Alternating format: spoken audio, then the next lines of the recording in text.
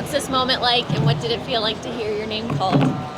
It's an unreal moment. You can't really describe it. It's an amazing feeling. I've been waiting for this for a long time, probably like since 2016. That's the first draft that I remember really well. Patrick Laine got drafted second overall to Winnipeg, so that's probably the draft that I remember really well, and I'm really excited right now. How would you describe your game and just your style in blue line? Kind of a two-way defenseman, but my strengths are more in the offensive game. I'm a really good passer, but my hockey IQ is on a really high level, and that kind of helps me to solve some problems and things on the ice. Who'd you model your game after? Who did you watch growing up, or? I watched many of the top NHL defensemen growing up, but like probably right now watching the top defensemen on the NHL, Wayne Hughes, Cale Makar, Adam Fox. Just try to role model those guys and try to take some things from their game into mine. How difficult was last season, just with the injury and playing so little? Yeah, it was a big adversity. Gotta admit that. 200 days without playing hockey. It's a big adversity, but right now I feel that I become stronger on my mental side and on my physical side, and I can't wait to start the next season. Yeah. What happened with the injury? So we were shooting one-timers after the practice, and then my kneecap dislocated, and I kind of knew it's going to be a long rehabilitation coming up, and I knew that there's a small chance to play in the World Under-18s, and I knew I got to work really hard to make that come true, that I will be able to play there. And kind of when the doctors gave me the green light to go there, I said that all right, now we just go and we'll take what we have. You got hit with the puck, or just in shooting that you dislocated it? So my skate got kind of stuck into the ice, and then it just bounced up Hit a the place. rut. Yeah. What's the biggest thing you learned about yourself going through the rehab process? Kind of like it's life is more than hockey. Hockey is the biggest thing for me. I love the sport. I will do this for the rest of my life for sure. First playing, and then probably will continue with hockey after my career. So I've been always thinking like that, and I'm still thinking like that. But it's just that it's more, life is more than just hockey. And there's a lot of things, and then learn a lot of different things about myself. Kind of like when if hockey is my fuel and I'm a car and I'm 200 days without getting any fuel, you have to find some new ways how to get that fuel to keep my car going. What was it like to step back on the ice the first time after that long wait? I was walking on the ice, literally.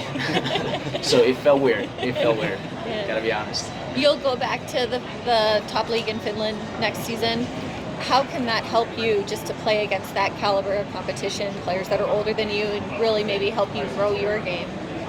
Yeah, I think we got a good development system in IFK, and we get good coaching staff, and there's a lot of players who have played in the NHL who can really help me to take the next step closer to the NHL, closer to become a professional player of the Minnesota Wild organization. So it's going to be a good next season, and I think I'm going to take some big steps during the next season. You grew up in Denmark? Yeah, I was born there. You were born there? Yeah. And when did you move, or? Kind of like after 3 or 4 months. Oh, okay. So you grew up mostly then in Finland? 100%.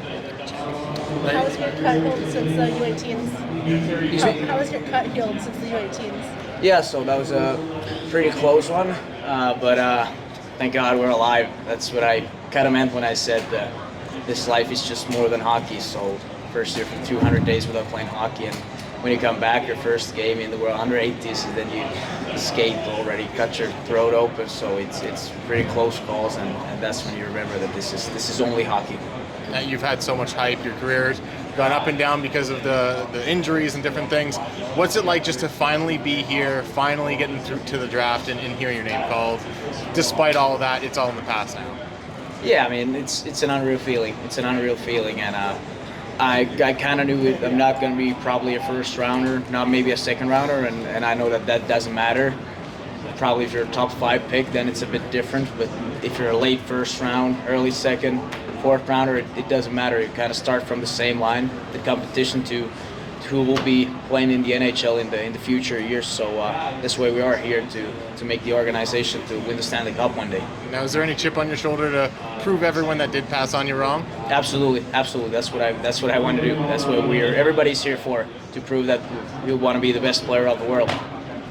after everything this season and kind of going through this draft process, what's been your highlight, standout moment of the year? From Vegas? Any part of the season? Any part of this season? Wow. Probably any part of this season. I would say playing the World Under-18s after missing 200 days of ice hockey. So that was a huge thing for me. What are you looking forward to in Minnesota? Yeah, no, it's a great organization. I got one really good friend there, Rasmus Kumpulainen. He's a draft pick also for the Minnesota Wild. So I'm heard only good things about the Wild, and I can't wait to get into work with these really professional guys. All good. Thank Thanks, you so guys. much. Thank you. Congratulations.